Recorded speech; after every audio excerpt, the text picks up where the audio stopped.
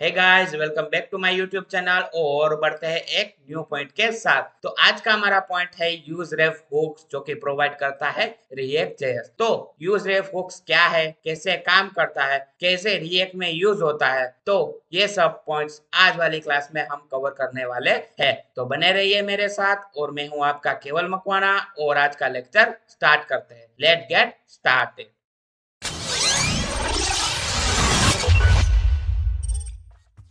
तो गाइस, आज का लेक्चर डायरेक्ट कोडिंग से स्टार्ट करते हैं। बाद में हम जो थियरिकल है, जो यूज रेफ क्या है, what is use ref hooks, जो कि प्रोवाइड करता है रिएक्ट जेएस, तो वो सब बाद में हम देखेंगे। पहले हम कोडिंग के थ्रू समझ लेते हैं कि यूज रेफ हुक्स कैसे यूज आता है। तो use ref hooks is a alternative of use state. Use state की तरह ही हुक ही है यूज रेफ, जो कि क्रिएट करता है एक वेरिएबल। ठीक है, तो कैसे क्रिएट करा जाता है, तो आपने सिंपली लिखना है कॉन्स्ट, यहाँ पे लिखना है user name is equal to किया और यूज रेफ। ठीक है, इस तरह से आप यहाँ पे दे सकते हैं। तो आज आज का प्रैक्टिकल हम एक इनपुट बॉक्स लेंगे और उसमें से वैल्यू कैसे गेट करता है वो हम देखने वाले हैं। ठीक है, तो मैंने यहाँ पे सिर्फ only for one variable create किया और यहाँ पे मैं इनिशियल वैल्यू में दूंगा नल, क्योंकि मुझे इनिशियल वैल्यू नल चाहिए, यानी कि कोई मुझे वैल्यू नहीं चाहिए। ठीक है, तो डिव के अंदर सिंपली मैं यहाँ पे लिख दूंगा इनपुट, जो हमारा इनपुट टैग है वो इनपुट, सेल्फ क्लोजिंग कर देंगे, सेव किया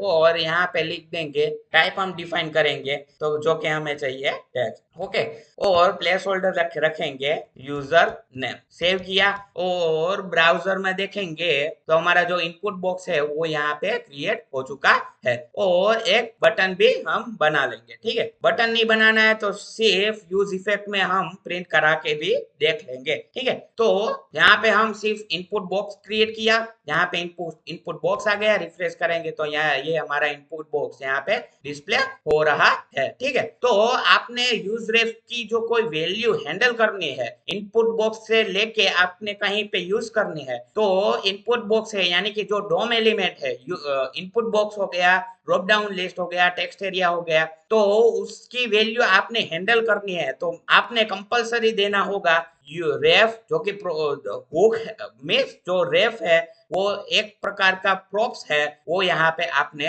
देना है और सिंपली लिखना है जो यूजर नेम आपने वेरिएबल क्रिएट किया वो सिंपली यहाँ पे राइट कर देना है, सिंपली यूजर नेम। और यहाँ पे एक बटन बना लेंगे कि जो क्लिक करते ही हमारा जो या तो कंसोल लॉग में प्रिंट होगा या तो अलर्ट में हम प्रिंट करा के देख लेंगे। ठीक है, तो यहाँ पे एक बटन बना लिया और इसको देंगे हम क्लिक मी। ठीक है, तो देखेंगे तो हमारा जो बटन भी क्रिएट हो चुका है और इसे हम एक इवेंट प्रोवाइड करेंगे, इवेंट हैंडलर हैंडल यूज रेफ वैल्यू। ठीक है, इसका इस नाम का हमने यहाँ पे फंक्शन डिफाइन कर दिया और यहाँ पे हम उसका जो डिक्लेरेशन है वो यहाँ पे हम फेटर ऑफ फंक्शन बना के यहाँ पे हम कर देंगे। ठीक है, तो यहाँ पे कंसोल डॉट लॉग लिखा और यहाँ पे हम सिर्फ जो यूजर नेम है कॉपी किया और यहाँ पे पेस्ट किया और यहाँ पे हम सिंपली यूजर नेम है हमारा वो यहाँ पे कंसोल लॉग में हम प्रिंट करा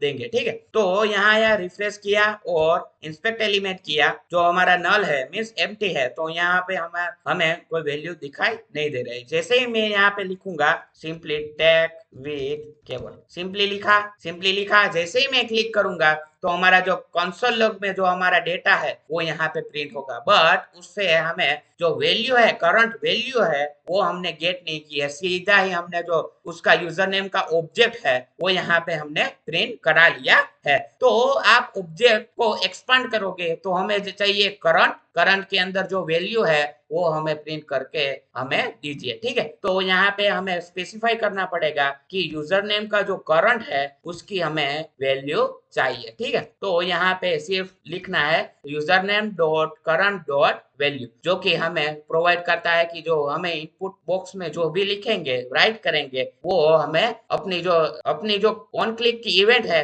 उसमें कंसोल लॉग करके हमें प्रिंट करा है। ठीक है, रिफ्रेश किया और फिर से हम लिखेंगे टैग विथ केवल। ठीक है, और जैसे ही मैं क्लिक करूंगा तो जो हमारा जो टेक्स्ट बॉक्स में जो हमारा वैल्यू है वो डायरेक्ट एक्सेस हो रहा है विदाउट एनी इवेंट हैंडलर। ठीक है, तो आप देख सकते हैं कि मैंने यहाँ पे कोई इवेंट हैंडलर नहीं लगाया, इनपुट बॉक्स में कोई इवेंट हैंडलर नहीं लगाया है। तो आपको ऐसा करना है कि कोई event handler, without event handler से आपकी वैल्यू एक्सेस हो सके, तो मेक श्योर आपने यूज रेफ हुक्स जो कि प्रोवाइड करता है React.js, तो आपने यूज रेफ हुक्स का यूज करना है। ये डायरेक्ट आपकी वैल्यू है विदाउट एनी इवेंट हैंडलर, जो आप यूज नहीं करते तो भी आपकी वैल्यू इनपुट बॉक्स से एक्सेस कर सकते हैं। तो इस तरह से कुछ का आज का हमारा प्रैक्टिकल रहा, क्यों जो कि हमने देखा कि यूज रेफ का कैसे यूज होता है। सिंपली आपने लिखना है कॉन्स्ट यूजर नेम, वेरिएबल का name is equal to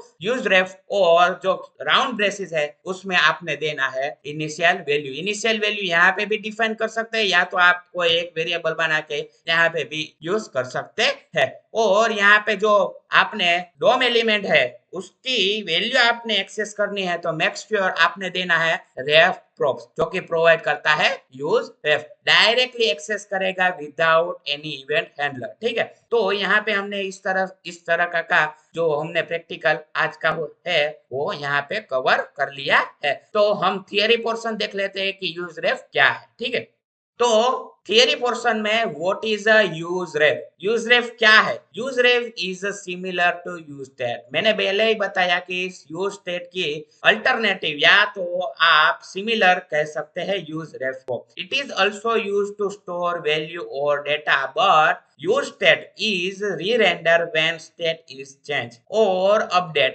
and use ref do not re-render। जो use state है, state जब भी आपका चेंज होगा या अपडेट होगा, use state की वैल्यू re-render होगी, और यूज रेफ डू नॉट री रेंडर। यूज रेफ ओनली जो पहला फर्स्ट ट्राई में जो रेंडर हो जाता है वही का वही रहता है, री रेंडर नहीं होता है। ये डिफरेंस है इन दोनों में। ठीक है, सेकंड देखते हैं, it also helps you directly access value of DOM element like input box select without any event handler like on change, on focus and so on. मैंने पहले ही बताया कि विदाउट आपने इवेंट हैंडलर यूज करके जो input box है या तो डोम एलिमेंट की वैल्यू आपको एक्सेस करनी है, तो यूज रेफ का यूज करना होगा। ठीक है, विदाउट एनी इवेंट हैंडलर। ठीक है, तो उसमें कोई इवेंट हैंडलर यूज नहीं होता है, यानी कि on change, on focus and so on. Example देख लेते हैं। कॉन्स्ट यूजर नेम मैंने आपको पहले बताया इज इक्वल टू यूज रेफ करके आपने राउंड बेसिस में देने हैं इनिशियल वैल्यू। तो यहाँ पे कुछ इस तरह से हमारा जो थियरी पोर्शन है वो भी यहाँ पे हमने कवर कर दिया है। तो जो प्रैक्टिकल हमने कवर किया है वो थियरी पोर्शन कवर किया है यूज रेफ का। तो इस तरह से कुछ यूज रेफ का यूज आप कर सकते हैं।